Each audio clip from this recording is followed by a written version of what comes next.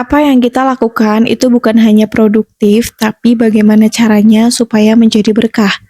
Udah menyiapkan to-do list 24 jam diisi dengan banyak hal, tapi merasa tidak ada perkembangan dan tetap stuck di situ-situ aja.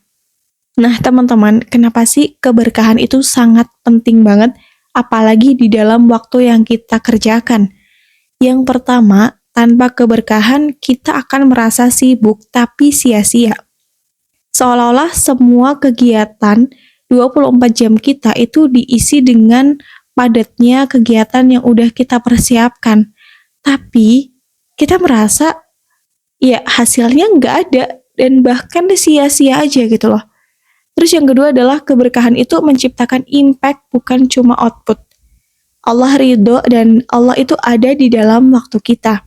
Jadi setiap aktivitas yang kita lakukan, setiap apa yang kita kerjakan, kita selalu hadirkan Allah di dalam segalanya, di dalam segala aktivitas kita. Yang ketiga adalah tanpa keberkahan, waktu itu terbuang secara cuma-cuma. Ya, sangat jelas ya, karena waktu itu sebenarnya kan punya Allah ya. Kita cuman menjalankannya aja sesuai dengan porsinya kita.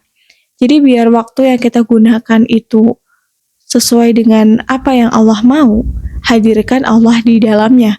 Maka segala sesuatu akan berjalan dengan sangat lancar dan tidak ada halangan apapun. Aku punya beberapa cara untuk kita itu menjadikan waktu yang kita gunakan, waktu Allah yang udah dikasih sama kita, itu kita gunakan dengan sesuatu hal yang berkah. Walaupun padat banget kerjaan kita nggak merasa cuman dapat capeknya aja, tapi dapat berkahnya juga. Nah, yang pertama adalah niat yang lurus. Niat yang lurus ini, ya niat dengan kita meniatkan karena Allah Subhanahu wa Ta'ala, semata-mata karena Allah. Udah nggak ada hal yang lain, nggak ada alasan lain kita melakukan sesuatu kecuali karena Allah Subhanahu wa Ta'ala. Kemudian yang kedua adalah awali pagi hari dengan sholat subuh dan zikir, bukan dengan scrolling media. Ini kebiasaan yang mungkin sangat sulit banget kita lakukan. Setiap bangun tidur, apa yang pertama kali kita buka? Pasti membuka handphone, kemudian niatnya mau mematikan alarm. Tapi tiba-tiba langsung ke TikTok, Instagram, YouTube Short, dan lain sebagainya. Hingga kita lupa bahwa ketika kita bangun tidur, kita harus usahakan untuk melakukan sesuatu hal yang terkait dengan akhirat. Dunia ditinggalin dulu aja. Kita awali pagi hari dengan mencari ridho Allah untuk akhirat kita. Yang ketiga adalah menjaga lisan dan juga hati. Seperti mengeluh, gibah, lalai dalam bersyukur. Biasanya manusia kalau dikasih nikmat, dia akan lupa kepada siapa yang ngasih.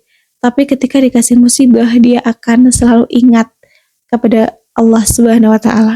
Jadi semoga kita termasuk hamba-hamba Allah yang ketika mendapatkan musibah dan ketika mendapatkan kesenangan, perasaan kita itu tetap sama, yaitu tetap merasa legowo, tetap merasa lapang dada terhadap apa yang udah Allah kasih. Yang keempat adalah prioritaskan akhirat.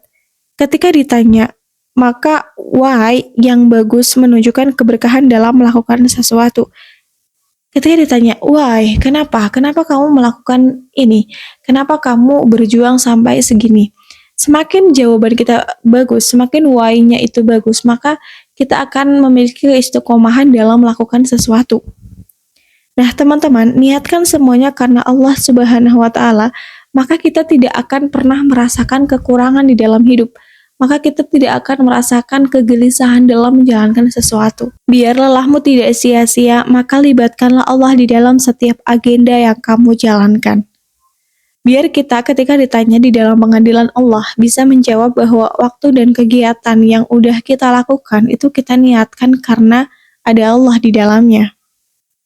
Kita harus tahu dulu tujuan kita melakukan hal ini tuh untuk apa sebenarnya. Kalau kita udah tahu tujuannya, maka waktu yang kita gunakan itu akan jauh lebih produktif. Semua orang punya waktu 24 jam yang sama di dalam satu hari. Nah, sesuatu hal yang membedakan adalah self-management kita. Time management itu berkaitan dengan self-management. Self-management artinya kontrol diri supaya bisa memanfaatkan waktu dengan baik. Contohnya seperti tidur saat waktunya tidur, kerja saat waktunya kerja, dan lain sebagainya. Nah, teman-teman, mungkin itu sedikit yang aku sampaikan. Semoga bisa bermanfaat untuk aku, kalian, dan semua yang mendengarkan. Cuman suara biasa, tapi semoga menjadi pengingat yang luar biasa. Wassalamualaikum warahmatullahi wabarakatuh. Annyeong!